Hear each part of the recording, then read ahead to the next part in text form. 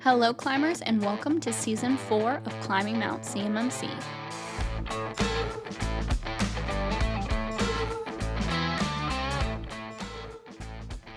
Let's go ahead and get started with just introducing ourselves and a little bit about us while some more people come on into the chat. For those of you guys who don't know who we are Axiom, and we're a CMMC Level 2 certified MSP. We started as a managed service provider, just helping clients with help desk support, IT services, IT projects back in 2002. Bobby is our CEO. Wave to the group, Bobby. There we go. My name is Kaleigh Floyd. I'm the Director of Business Development here at Axiom. I talk basically when people say that, it's like, what the crap does that mean? What I will say is important that I do is I talk to a lot of contractors that are going through this on a day-to-day basis that need help. So I'm excited to share some of that perspective. Bobby has his CCP. He also went through his CCA class and had to wait for 3.5 years for his Tier 3 background check. No, just kidding. It is pretty long for his Tier 3, and now he can actually finally take the exam for CCA. But he also has been through an assessment as us as an organization, as well as taking clients through assessments like this. So his perspective in that is going to be awesome. We also have Malia Adams here. Hi, Malia. Welcome. Hello. She is normally behind the camera. Guys, you never get to see her, but she is behind every podcast episode that we post, which is, we're very grateful for her and all that she does to make us actually make sense. So yeah, a few different perspectives here on this conversation. And so let's talk about the objective today. So what our goal is one, to educate you on the assessment process for CMMC Level 2 C3PAO assessments done by CCAs. And we want to be able to show you how what we call the assessment tango works, right, Bobby? So how the flow of an assessment works, the things that you can really get caught up in an assessment, we've experienced personally, which we'll share some of those stories because we're not afraid to. So our goal is really to educate you on that process, how it works, and we're literally going to do a live demonstration on that discussion, going through just a couple controls so that you can see how that flow works, okay? So we're going to go through that a little bit later, but I'm excited for that. So let's talk just really quickly. If you are brand new to this space, you don't know what I'm talking about when I say a CMMC Level 2 assessment or what it means in the background, what a C3PAO is, all that stuff, let's talk about that, okay? So for many people, they have had the requirements for DFARS Clause 252.204-7012, safeguarding and protecting CUI, controlled unclassified information, using NIST 800-171 as the special publication requirements and controls. There's 110 controls, 320 assessment objectives, and you should have a system security plan that writes all of these out. Now, they are not new. These were happening as early as 2015 is when some of that was published. And the big thing that has become a requirement, which I'm sure you guys are aware of, is 48 CFR is the newest item on the list, right? 32 CFR was published and established December of last year. That is when the CMMC Level 2 assessments could begin. They started literally January of this year. Guys, how crazy is that? That it hasn't even been a full year of CMMC Level 2 C3PAO assessments. That's crazy. But the requirements for safeguarding and protecting CUI have been around much earlier than January of this year, right? So many of you guys are probably OSCs or MSPs that have had these requirements that haven't really done what is needed to protect it, but now it's getting real with these certification requirements happening, okay? Some of you guys might be confused when I say C3PAO and you're thinking, is this Star Wars? I want to clarify what I mean by C3. It's a certified third-party assessment organization. This is what has become a requirement with CMMC, okay? Not the DFARS 252.204-7012 requirement in the past. CMMC has been layered on top of this to now require certifications for people that are going to be handling protecting CUI in their system, right? And so we are going to be pretending in this to pretend to be a C3PAO assessment happening, okay? Yeah, so you're going to see a little snippet of that assessment process. You're going to see just a little bit of it, okay? And it's not going to go great. So you can kind of see how it can go wrong. Spoiler alert. So. Yes. So C3PAOs are the organizations that assess OSCs, organizations seeking certification, that are contractors in the DIB space that need this certification requirement, right? They have CCAs, certified CMMC assessors, that are on staff or, or contracted in that do these assessments of your container, of your CUI container. And so what we're going to do is go through phase 2 of an assessment, which phase 2 is where you kind of get to that test like discussion really back and forth.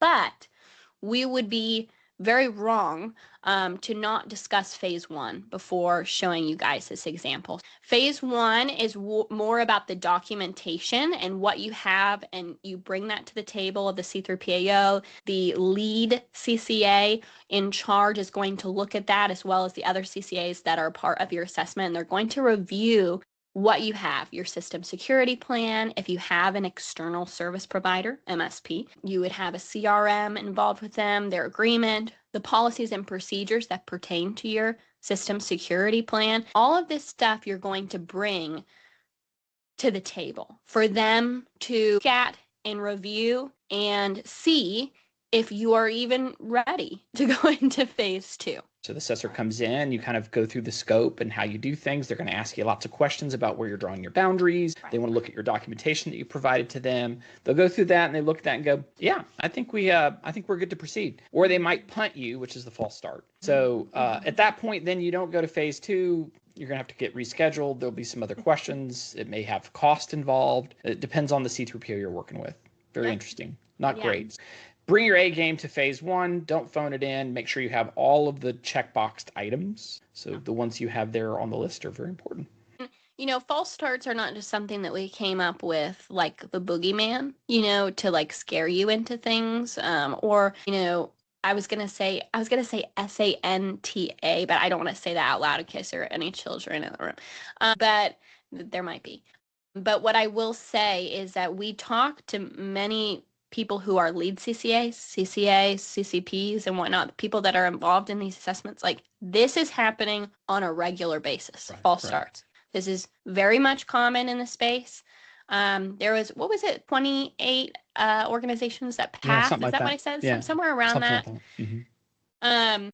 Is what the Cyber AB said so far, and a lot of people have attempted and not gotten past phase 1. So we talked about phase 1, but going into phase 2 is where we're going to get more into the nitty-gritty. We're going to test some things, see some evidence. We're going to go through, truly go through the controls and the assessment objectives in your SSP. And it could be, a couple days long. Some might involve a site visit if there is physical controls involved. To explain a little bit about during those days, Bobby, do you want to explain just a little bit of an outline of your experience, as well as like those closeout meetings at the end of the days and sort of how that process works? Yeah, we want to move quick through this because it's a lot to go through the assessment piece we have, and we have some other things. But very quickly, you take the 14 domains, they break them into smaller chunks, and those are then executed each day. They'll have kind of a closeout or car wash kind of situation where they'll do the review, and then they'll have a slide presentation where the assessor will go through and tell you whether your trending met or not met during that component. And then they just do that every day until you get all the controls. You've gone through them all. If you get some that are not met, you can resubmit evidence for reevaluation. Different C3POs handle that differently, so mileage may vary. So make sure you talk with your C3PO and find out that information as well. Let's get into it, shall we? The actual example. Do you have anything to add before we get into the actual example, Bobby? Brace for impact. Brace for impact. Okay. So we do have a script guys, and we are going to adhere to the script and follow the script that we've created. As best we can. As best we can. And we all are playing a part. So who is playing what? I have got the part of the MSP, and the MSP name is Easy MSP, and that is me. And I will be playing that part during this script. You're a senior GRC consultant. I am. So happy to be a part as a GRC consultant. You don't want me as your GRC person, though, in real life. Just note. Then we've got Malia, who is going to be playing the organization seeking certification. They are called Max Fabricators. And Malia is playing the role of the marketing director. Congratulations, Malia. On the promotion. Thank you. I was promoted. You have been promoted. Okay. And then Bobby is going to be playing the part of the lead CCA, who is going to be conducting the assessment of Max Fabricators. So let's just show really quick. Bobby, do you want to explain for some of you who don't know what the assessment methodology is that you're going to be using as the assessor? Yeah, so it's really important for y'all to understand very quickly. This is kind of like CCP Basic 101. So the CCP is the CMMC Certified Professional or the Certified CMMC Professional. They change it. I can't remember what order that is, but CCP is a certified around CMMC. This Cyber AB put it together, but they have these assessment methodologies. So there's 3 ways you can assess a control. You can look at it from an examine perspective. That's looking at the evidence and the documentation. Then you have a test, which means no hands on keyboard. You walk somebody through it, and then they show or present. It might be an intra-list. It could be, firewall rules. And then they have the interview, which is going to be asking those. So in the assessment objectives, you'll see there's lots of assessment objectives broken out for one control. So you'll see these controls, and then they'll have it broken out into Alpha, Bravo, Charlie, Echo, Delta. Right. So as those are broken out, each of those assessment objectives have to be either interviewed, examined, or test. So you're going to see us go through as the assessor. You'll see, and you'll kind of start to think, okay, wait a minute, they're coming at it from an examined perspective. They're looking at a test. A lot of the objectives will have multiple approaches. They may look at the evidence, which would be examined, and then they may want to do an interview, but then they might feel like they're not getting the answers they like. Spoiler alert, that's probably how it's going to go. And then they're going to want to start doing some testing. Mileage varies based on the scenario and situation, on either one or all. Technically, one of the assessment methodologies is sufficient enough for you to feel that a control is met, but it is really up to the assessor's discretion. Right. Excellent. Thank you very much. So let's get started. Bobby, if you want to explain anything about this system access control. So we're starting in access control. This is a level 2 control. You can tell that the nomenclature that it says level 2, that this is after the release and the refresh of those, because they don't have the L2 and L1s anymore on those. They removed them, which is very interesting. Yeah. We're going to do 311, which is system access. The control is limit system access to authorized users, processes acting on behalf of authorized users, and devices, including other systems. And that's where the assessment objectives kick in. So now you have to determine if authorized users are identified, processes acting on behalf of authorized users, identified devices. And then you see the same kind of approach again, but the final 3 is really about the true implementation of it. So system access is now limited. So now you've kind of authorized them, now you're limiting, and then you're limiting the access to the processes for authorized users, and then you're doing it for the devices. So you kind of see kind of the first 3 is like the policy, and the bottom 3 is really like the implementation. Right. Excellent. Okay, let us turn over to our script. I'm going to pull up the first item that we're going to review, and that Bobby's going to be reviewing as the lead CCA. And let's get started. Okay, so I'm going to go through the script, but just before we do, one of the things that's really important to kind of see is every C3PO operates a little differently, but they're going to do the interview and the process. In this situation, the C3PO is going to start with 311, and they would traditionally go all the way through the access control list. I have seen some of them have an initial kind of volley where they'll take a subset of different controls that have configuration management and other pieces, and they'll spackle all around and cover them all, and then circle back around and hit the other ones. It just depends on how the C3POs are going to work. In this situation, we're just going to go through 311. So that's what we're going to do. Okay, excellent. All right, so I'm going to be the assessor, so I'm going to speak as them. I see in your matrix, you don't have things broken down by assessment objective. You have 311 marked as shared, and your SSP doesn't lay out who's responsible, as you can see here in this matrix. All right, so now the procedure called administrator procedure in section 2 outlines that process. Can you walk me through who's responsible for what. And let's pause there for just a second. As you can see here, here's the assessment objective. This is the system security plans. This company, in this case, Malia, has presented this system security plan, their statement for 311. And so the assessor, I'm the assessor, I've went through and looked at this, and I've got some questions, some things that I'm not sure about. And so I'm asking it. And so that's what I've asked Malia as the client. So now she's going to respond back to me. Okay. Sure. The procedure outlines that company leadership reviews all requests for access to the system. Once we feel their access is approved and appropriate, we email our MSP the required information outlined in the procedure. Do you obtain a background check before giving access? Well, we are supposed to do background checks on everyone before they are hired, so the fact that HR has hired them and requested that we add them means that they have gone through the process. All right, so that's not look great. So we'll circle back to that when we get to the PS domain, which is personal security, which covers background checks. But this is just an example of how during the assessment process, an assessor may stumble upon something that they are not happy, and they'll put a pin in it, and trust me, they'll be talking about that later. All right. So easy MSP, how do you know who's authorized and that person giving the authorization is able to tell it's okay that they can add that person? The only person at Max Fabricators authorized to request new users is Malia, who notifies us via email request the account to be added. This comes in via our PSA, which we track. We then follow the rest of section 2 in the produce, which outlines adding access licenses and etc. Yes, in the procedure, which outlines adding access license and etc.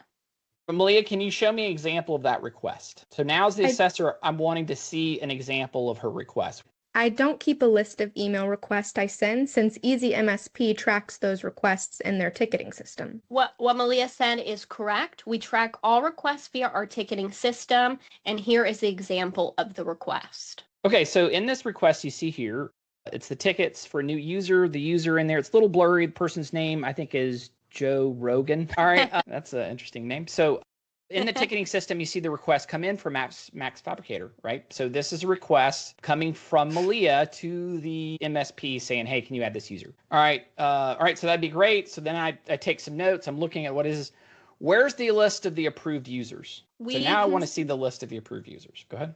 Yes, we consider the intra ID as our list of approved users. How do you review the approved user list? And as an assessor, I'm wanting to see how do they know that those users in intra are actually truly approved? And we email a screenshot to the client to review quarterly. Are you sure there aren't any other authorized lists that helps you govern the authority of who should have access to the system? No, it is outlined in the administrative procedure document how we use intra ID. Okay, so just as an assessor looking at that, I would mark that not met, just so you guys know. Your intra list is not your authoritative list. The intra list is the list of users who are already in your building. They already are inside because they are already in your tenant. So that is not the authorized list. There must be another list or another process for you to show and prove and compare people that are inside the building who they have access. A good assessor will catch that immediately and you will get a not met on that. So pay attention to things like this, that you really need to understand the control, okay?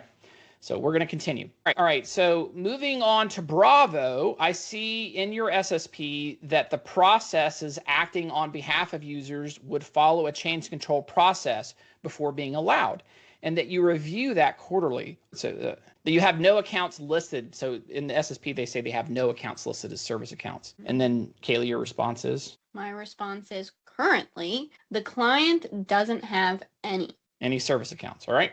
Can you please bring up the intra list for me to look at it? Here it is here. Okay. Also, can you explain the Veeam account that is listed? Well, that is the account we typically use to do Veeam backups. All right.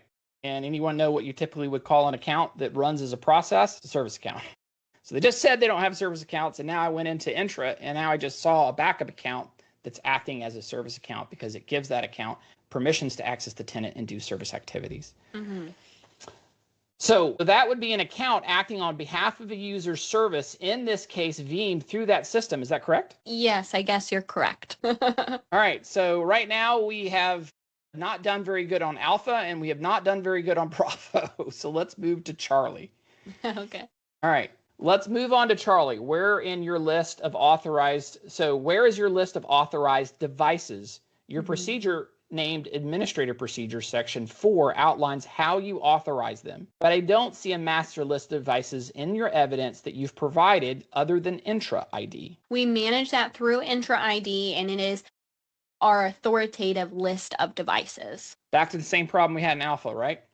All right, so you don't keep any other alternative lists that you use to review authorized devices. Do you happen to have a list of devices that you keep track of when you're authorizing them to make the request to EasyMSP? So the assessor's trying to help you out here. He's trying to say, is there any other list that I can look at that could be authoritative that shows that you've authorized them before you pass it on to MSP? So I'm asking that question to Malia, and your response is? No, I don't. Should we? All right. Don't ask questions like that to the assessor when I say it. So the assessor's response is going to be, I can't answer that, and I shouldn't. I'm only allowed to assess your environment, and I can't provide consulting. But I can say is that we're trending not met on both Alpha, Bravo, and Charlie. So not looking great. Okay, so now so for Delta, Echo, and Foxtrot, who is responsible for them? We are. We use Intra to limit access to the system through conditional access that ensures only approved devices can access the system. These devices are managed by Intune and are Azure AD joined. Even if a user tried to log into Microsoft 365 with their correct info, the CA policy would block them. Okay, could you demonstrate that for me? Show me that you can't access M365 from a non-managed device. Also, can you show me your list of Intune managed devices so I can see the authorized and who is authorized for access to them? I don't have an account we could test from. I guess we could use mine on my son's computer. I'm not sure how I could show you. It's blocked me. Maybe it will show it in the Intra ID logs. Also, the list of authorized devices and users accessing them is listed under devices in Intune. Okay, so the point that here is the assessor just needs a way to be able to validate that you're able to keep devices that aren't authorized out from devices that can. So you need to be prepared to provide a test if required to prove that. That's really the point that we're going through this exercise right here. I'm kind of taking my assessor hat off for a second. So the point I'm trying to make here is be prepared to validate anything. And if you're not prepared to validate it and you kind of throw up a roadblock because you're not, the assessor isn't going to be super cool with that possibly. So be prepared for every control to be able to provide that. And maybe they're saying, well, can you try that? And you might say, well, you're trying to prove a negative. I can show you in the logs where maybe I'm showing people that don't in Intra. There's ways that you can come at it when they're asking things. You don't have to necessarily prove it the way that they're asking. You may have an alternative methodology to prove it. Just be prepared for that is really the key here. All right. So then, eventually they're going to demonstrate, kind of like spoiler alert, the MSP eventually demonstrates the CA is working via logs using some trial and error. The auditor then takes about 10 minutes to finally, they get a little upset and kind of frustrated. You want to move as quickly and briskly through your assessment. So being prepared for the assessor to ask for the proof and being able to do it quickly is advantageous. All right. So let's move on. I think we're supposed to be on slide 23 now. Here I've got the Intune device list that you requested. All right. If you would please show me the Intune managed devices count. I count here that you have 11 devices in your list, but your SSP statements that there are 10 authorized devices. Where did the extra device come from? I believe that the last device in the list is Charles Walker's, who is the owner of the company. He wanted to be able to access the system from his vacation home. Can you show me the authorization for that? 1 second while I pull that up. Okay, and here you go. All right, so in this ticket, it says Charles called in via helpline and requested that we add his home computer immediately since he had a critical bid that needed assistance, and he didn't have time to follow the normal process. Added system as requested and verified he had and he had the needed access. Yeah. All right. So your MSP basically just ratted out the OSC that the fact that they didn't follow the process because they listed it in there. Now, remember, rewind and some of the stuff we talked about. Who's authorized to be able to say changes in the organization? Who was that? Wasn't the owner. Wasn't Charles. Wasn't Charles. Even though he owns the freaking company, the way the policies are written, who's the owner? Malia. Yeah. Malia is the person who's supposed to do it. Doesn't matter that he owns the company, writes the checks. In the policy, the way that's written, right? It's business versus how you wrote your compliance. Sometimes the CEO doesn't see it that way. It doesn't really matter when it comes to your assessment. It matters how the assessor interprets the policies. In this case, not going to go well. All right. So Charles called in and asked if we could add his new home machines while he was on vacation, as you can see from this ticket. And since he's the owner, we complied.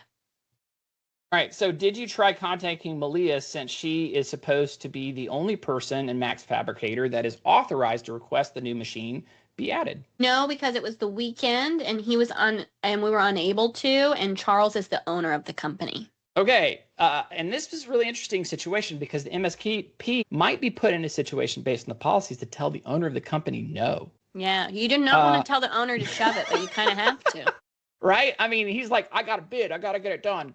You're like, your policy doesn't afford you. Now, maybe you might have emergency change control possibility that you could do, or something that in your policy you could implement. As the MSP, you would want to know all the possible pieces on the board you could help the client still stay compliant and accomplish the objectives they have.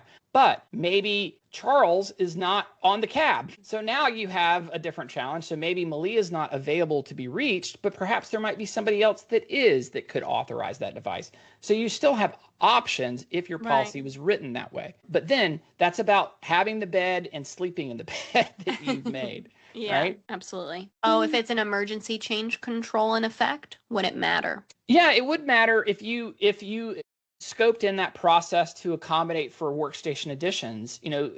If your emergency process encompasses that as an option, then that's on the table. You could use that. Again, this goes back to how you write your policies and procedures about how you do that. You may not have had the forethought to write kind of a get out of jail card kind of situation. And if you didn't, then it's not there for you. So that's where you got to really think about how you're writing your policies. In this situation, if it was, that's something you'd think about. But then you're kind of back in the same boat if Charles is not part of that team. And this is where, as an MSP, you'd have to really pay attention. If you have that ostrich kind of stick his head in the sand type owner who's like, hey, dude, I'm too busy. I'm running this company. I don't want to be involved with having to have these types of trivial conversations. Well, but if that owner would have been on the cab or had that capability, then he or she could have had the capability of authorizing that as an emergency change control for whatever that purpose or reason is, if that's how your policy was written. I will say too, we're calling this webinar a mock assessment, but many C3PAOs can conduct like real mock assessments, as well themselves. And they do recommend that to a lot of people coming to them because they don't want situations like this one that is happening to occur to that person. They want it to be the most successful outcome for both parties. And so that is also a great reason why it can be good to do a mock assessment before actually doing your full assessment. How much do mock assessments usually cost? Some people have packages as well, like C3PAOs. So it kind of depends on how they handle it.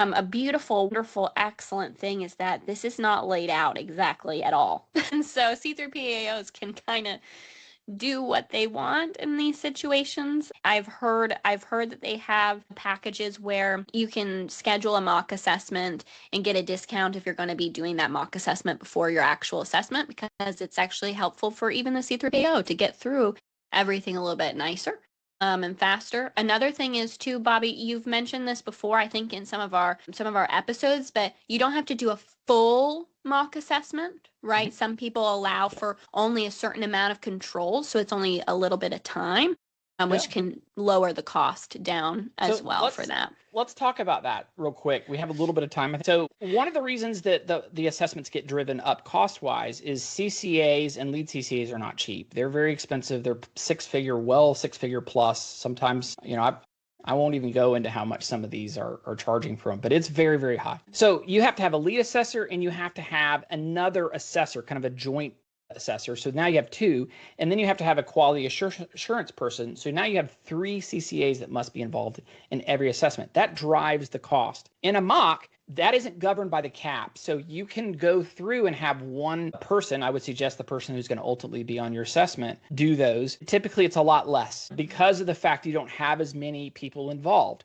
Okay. One thing that some people have done, I've seen, is they will use only the 5-pointers and the 3-pointers. They won't go through the 1-pointers. So it's shorter time frame of the assessment. So, I mean, you'll cut out about 20% of the objectives that you have to go through, which could be helpful because the reason why is you can POAM 1-pointers, right? So you can do a smaller subset of those, and that also can help drive down some of the cost to go through. So it can be very helpful for you to be prepared. Plus, it gives your assessor a little bit better coming into you visibility before they come into the landing for the assessment. So there's a lot of wisdom there as well. Yeah, absolutely. Okay, let's get into it. So I believe I have what I need for 311. Let's move on to 383. Now, normally you wouldn't transition and jump from another one. You would finish out the access control, but in this situation, we're gonna jump between there. So you want to explain a little bit of what media sanitization is for some people? Yeah. So this control 383 is media sanitization. The 8 in the second octet moving forward, if you used the IP kind of nomenclature for the dots movement. So 3.8, 8 is really the media protection domain. So that's in number 8 in the number scheme. So that's why you see 3.8. And then the third one is media sanitization. So this one says sanitizing or destroying system media containing federal contract information, FCI, or controlled unclassified information, CUI, before disposal or release or reuse. This is a big one that MSPs can get popped for pretty easily if they're not paying attention. So in this case, it's Max Fabricator's information system has established and implemented a formal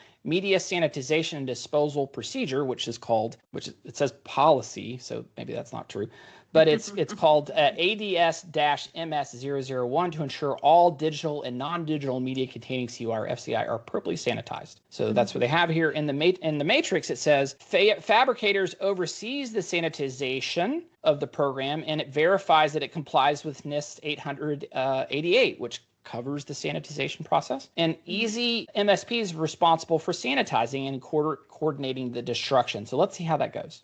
Okay. All right. It states in your SSP that you have established and implemented a formal media sanitization and disposal procedure. When you broke down the roles, you listed Easy MSP as performing sanitization and coordinating the destruction. Kaleigh, is that correct? Yes, that is correct. Sounds like a witness. Yes, that is correct. That is correct.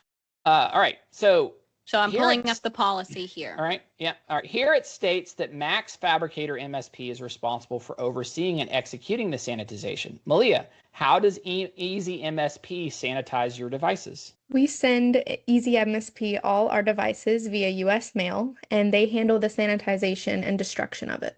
Do you remove and wipe all the data before the device is sent to Easy MSP? No, we do not, because sometimes the devices do not boot up. Okay. So very realistic, right? Sometimes the laptops have removable hard drives. Sometimes they don't. Sometimes they'll boot. Sometimes they won't. So sometimes you can't just institute an Intune wipe approach to it before you ship it off to places unknown. So you don't really know sometimes how that's going to work. So in this person's approach, what they're going to do is just send it via US mail to the MSP. Now, I believe the DoD has said that sending CUI through first class mail is authorized. So if you sent it through first class mail, that's fine. But who are they sending it to? Easy MSP. They're sending it to Easy MSP. So what challenges do you see around that, Kaleigh? Well, if they don't wipe or remove the data, there could be CUI on that device. So now Easy MSP has a device with CUI potentially on it. Right. Now you have a chain of custody issue, right? So the CUI has left that ownership and control, and it's been given to another third party. Okay, that third party being the MSP. Now, the third party, maybe they take the hard drive out and they dispose it, and they have a company that they work with that does the 888 style removal and deletion. Great, that's awesome. Okay, but the problem is now the MSP has been brought additionally into scope the fact that they're receiving that data, they're handling it, and they have the chain of custody of that. Can you work through that? Yes, you could, but now you have absolutely pulled the MSP into a different perspective, and they have to now prove how they're handling that, and they've got to be able to talk about it. They got to prove the chain of custody. They got to prove the ownership. They got to do all that. And if they're just thinking they're going to phone it in and start dropping the stuff in a bin and it's going to be fine, the assessor's going to have an opinion about that pretty strong. Yeah. Right. They're going to have a very, very strong opinion about that. But at first it doesn't sound Like if you're thinking about it just mentally in your head of just sanitizing, like they're still doing the sanitization, Right.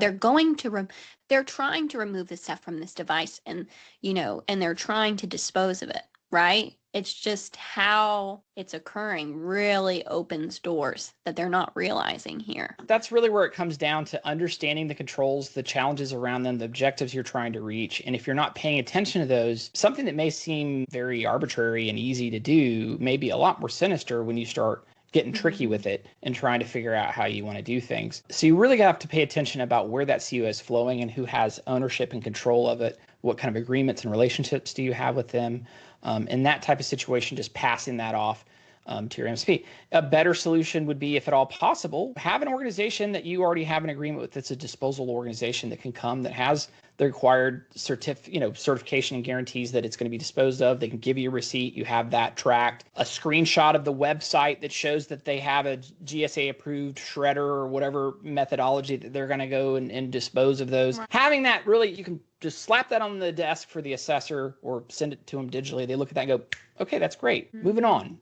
They're able to see those and get a better idea. But the challenge is, if you're not thinking about that, discovering you've got a gap during your phase 2 is not a good time to find out. Yeah. These issues you can work through, but working through it during phase 2 ain't great. Yeah.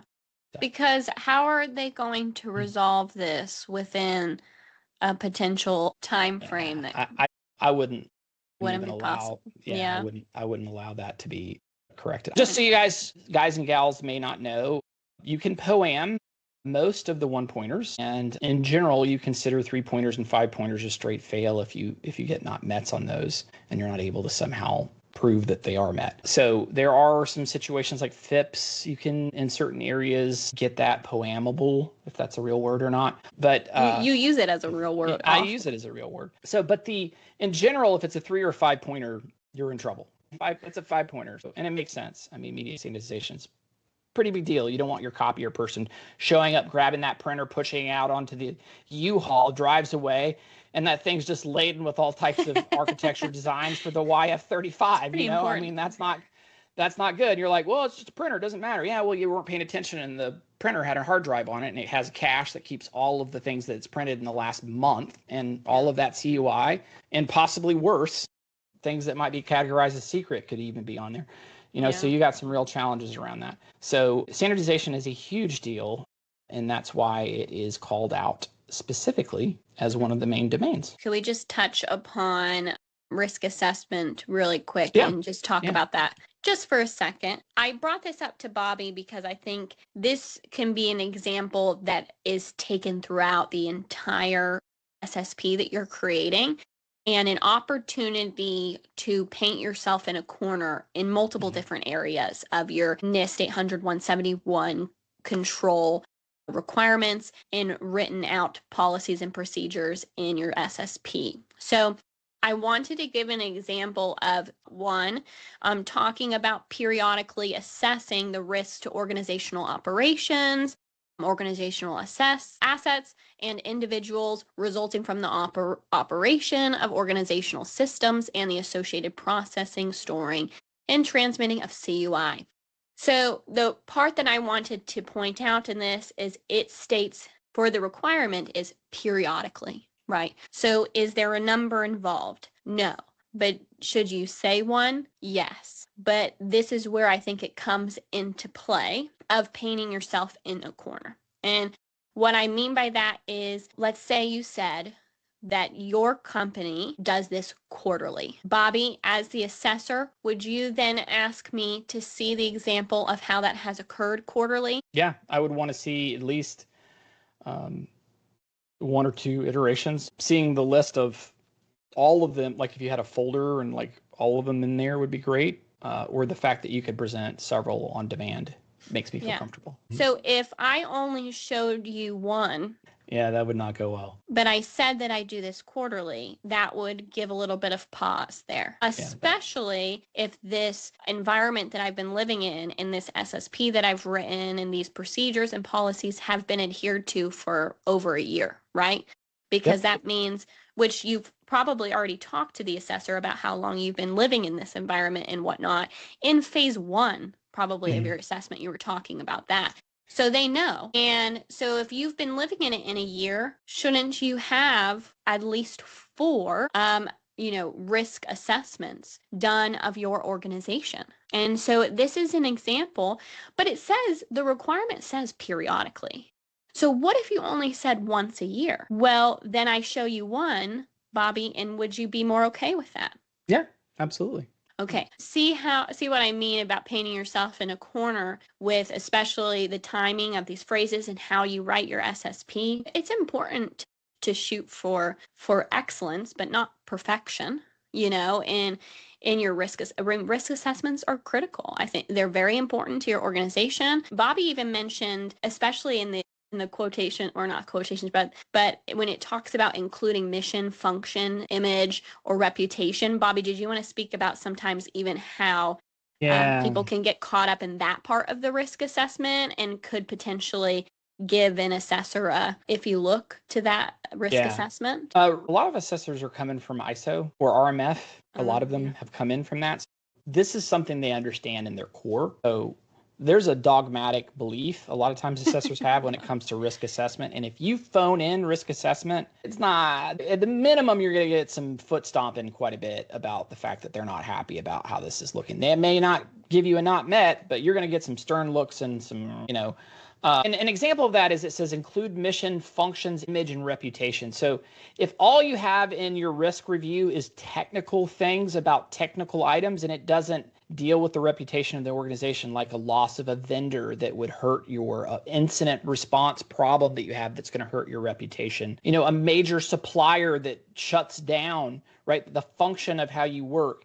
If your risk review doesn't have a real approach to it, you're courting with danger around that. 3.11.1 can be very sinister is because if you just look at it from the technical perspective and not really look at the control and try to understand it because I've gone through with clients where I'm talking about, what about this? They're like, why are you asking me that? I'm like, I have to go through the risk review of this. I know it's starting to get a little personal about financial issues or other things. Like, you've got to come in there and start listing some of those challenges and things that you have, because you don't know how the assessor is going to go at it, right? They're not going to just do a pure technical play there. Chances are it's going to be more a holistic risk review that they're going to look at, that they're looking for, which is regardless of whether it's CUI specific, that control is written in such a way they're looking at it as an enterprise overarching thing that has the impact to that organization that does have and contain and work with CUI. So they want to see this organization still around once they've taken that contract. And so that's a little bit of why they're doing that with the risk review component. So don't phone in,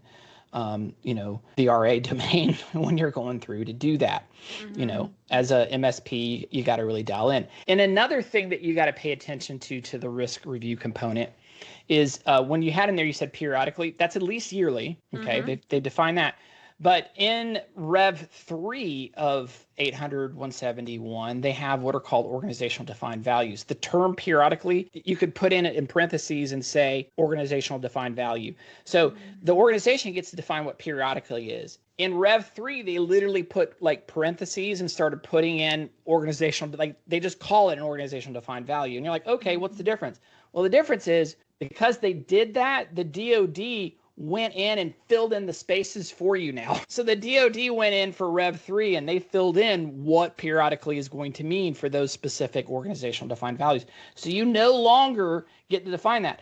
And what does that mean? So many people were like, what does periodic mean? Government, you need to tell us. You guys suck because you're not giving us more information. And they said, oh, you want to know what periodic means? Let me tell you. And they went ahead and defined it for you. And a lot of people weren't really super happy with what they defined it as. Well, guess what? You can't have your cake and eat it too when it comes to those types of things when you're dealing with the government. So be very careful about what you ask for from them, because I would have liked it to stay periodically. Define it, but now we put it in the hands of theirs. Now they're aligning more with the 853. So I get that. But that's just an example of where you kind of need to pay attention about those types of things. Well, Dr. Ron Ross, we talked to him recently actually about this specific topic. For those of you who are not familiar who Dr. Ron Ross is, he actually helped write NIST 800-171.